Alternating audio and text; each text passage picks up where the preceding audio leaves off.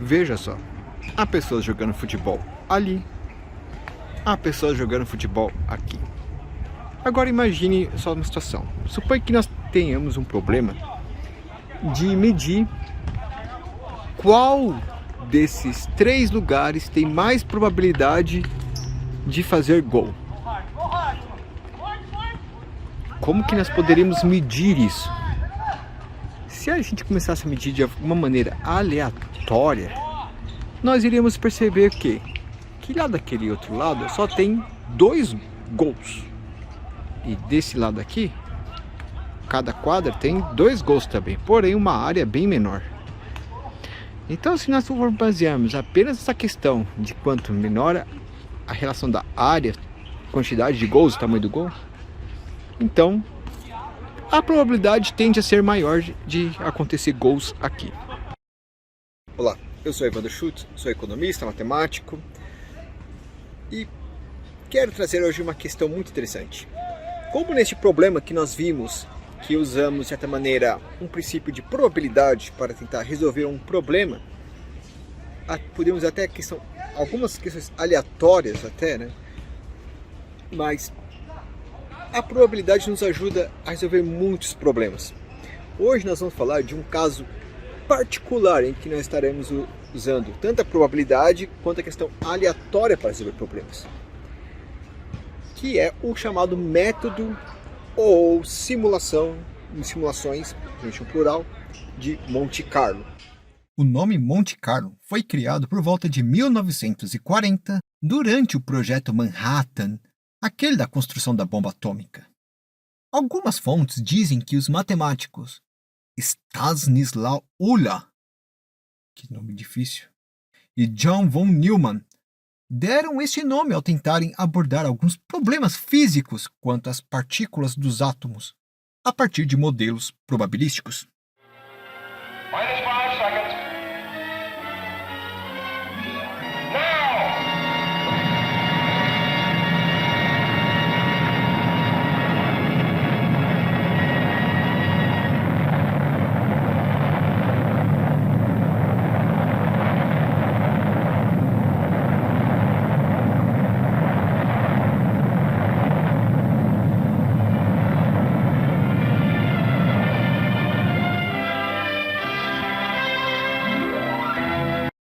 Que a relação disso, da bomba atômica, dessa questão de probabilidade, o nome Monte Carlo, que nos lembra de uma montanha, o que isso tem a ver?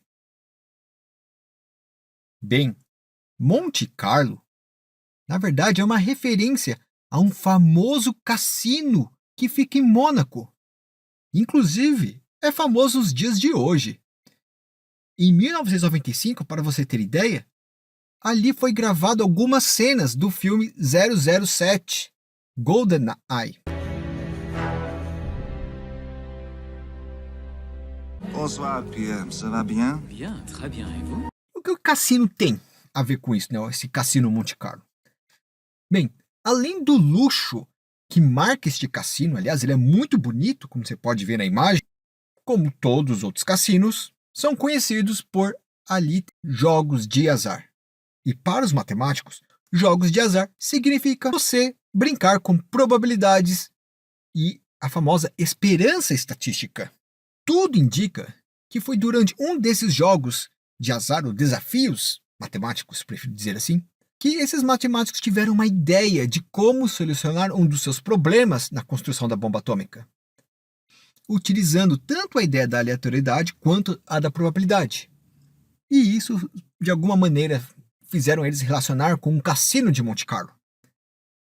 E foi ali que começou a passar a usar esse nome, se popularizar. Mas esta ideia já havia há muitos anos atrás. Dizem que até mais de um século atrás já se usavam esta ideia que hoje chamamos de Monte Carlo. Esta história desses matemáticos Stanisław Uhla e do John von Neumann na construção da bomba atômica é retratada no filme O Matemático, que foi feito ali em 2020, 2021.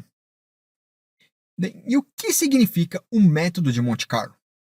Ele significa, basicamente, você realizar diversas simulações com números aleatórios. E a partir dessas simulações, você consegue obter uma solução para problemas determinísticos com muita precisão. É um método com o conceito de usar várias simulações baseadas em números aleatórios para você obter um resultado. Vamos ver agora um exemplo de aplicação do método de Monte Carlo para calcular a área entre a curva da função x² e o eixo x no primeiro quadrante. Primeiro, vamos pensar como calcular a área de um retângulo. Multiplicamos a base vezes a altura, a vezes b no caso aqui, 10 vezes 5, vai dar 50. Agora vamos pensar já na função x², ok? Na função x², como que a gente faria isso? Primeiro, por integral.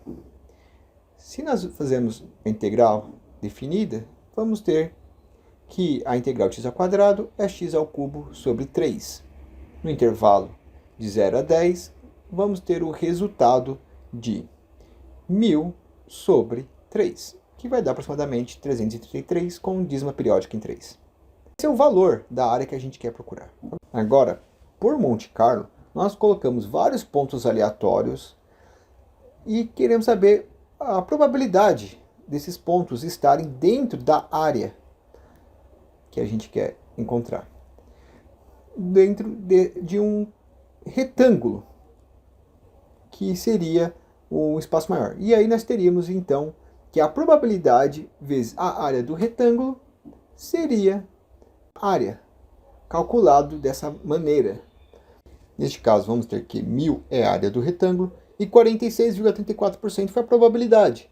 Aplicando os dois, temos a esperança, que no caso vai dar em torno de 463,4. Mas você vê que eles têm uma diferença, não é um valor exato ainda. Há um erro aí. E esse erro é por causa do número de simulações que fizemos. No caso, usamos 41. Mas com 1 milhão de simulações, quanto que seria? Na verdade, se nós fazemos um limite de uma função de Monte Carlo, fazendo essas simulações, se a gente tender as simulações ao infinito, nós tenderemos a ter o valor da área correta.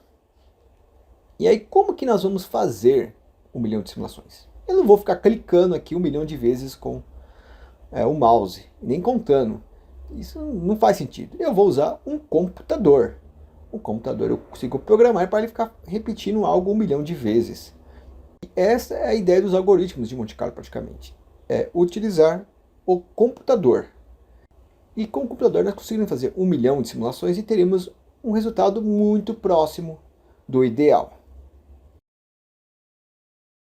Agora vamos mostrar várias simulações feitas com 1000 pontos aleatórios.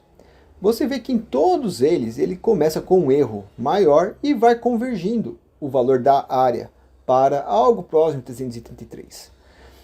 Mas ainda tem um erro. Estou usando apenas 1000 pontos aleatórios. E o que é interessante observar? Que tanto o erro quanto a diferença dos valores das áreas vão convergindo para zero. Agora vamos tentar com 200.000 pontos aleatórios. Não coloquei mais pontos aleatórios devido a um alto custo computacional que já estava sendo inviável no computador.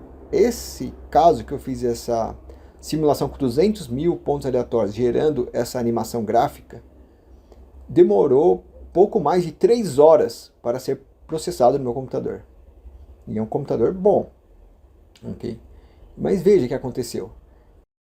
Agora temos já 150.000 pontos, chegando de 200.000 pontos, e o valor está convergindo.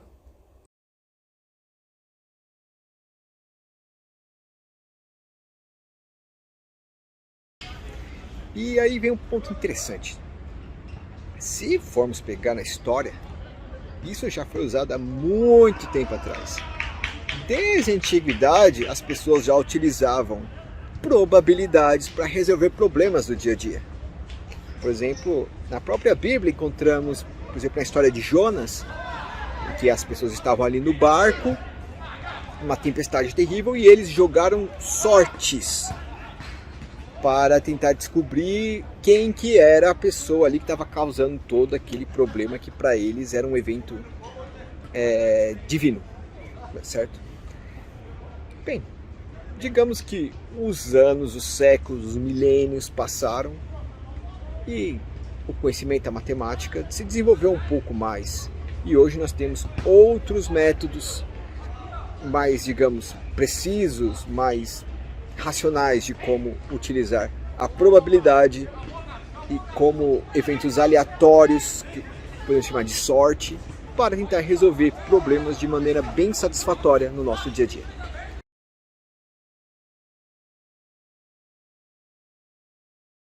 O Monte Carlo, como nós podemos ver, a ideia não é difícil, até que a ideia é um conceito simples, porém a forma como ele é utilizado no dia a dia varia muito, ok?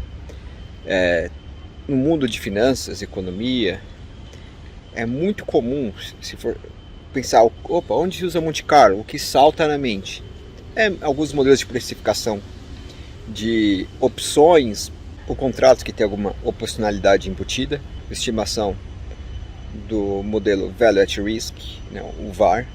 Há outras aplicações também fora do mundo financeiro, em física é muito utilizado na parte de física quântica, questões de partículas.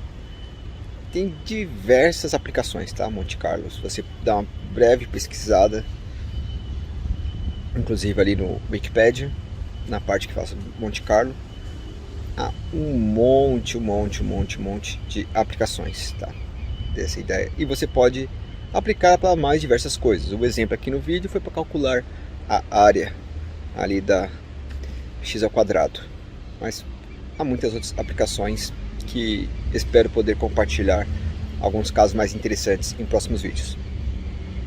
E falando em vídeos, eu espero que você tenha gostado desse vídeo sobre o Monte Carlo, sobre essa questão, pensar um pouco mais sobre probabilidade, pensar um pouco sobre números aleatórios com uma outra cara, né? E como a computação faz parte disso tudo, também está envolvido. O que talvez seria totalmente inviável se o computador, principalmente um computador com alta capacidade, né? Já começar a elevar outras questões mais para frente sobre a qualidade do número aleatório, como também a questão da capacidade do computador, né? E já passa a pensar ali, computação quântica, números aleatórios teoricamente perfeitos, a supremacia quântica, né? Será que eu vou conseguir fazer um computador ultra quântico que vai ter uma capacidade de processamento inimaginável, muito maior do que a soma de todos os computadores do mundo de hoje? Tá, então são pontos a pensar. Então, se você gostou desse vídeo, curta o vídeo. Se você não gostou, clica no gostei. Comente embaixo se tem algum comentário, alguma dúvida, alguma questão. Se você quiser ter acesso ao código que eu também utilizei para fazer aquela animação, aqueles gráficos em Julia, né, que é uma linguagem de programação, muito usado na parte mais científica e que está crescendo muito no mundo de hoje. Também, se você quiser compartilhar esse conteúdo com outras pessoas ou sugerir novos conteúdos, deixe seu comentário abaixo. Eu sou Evandro Schutz, um abraço.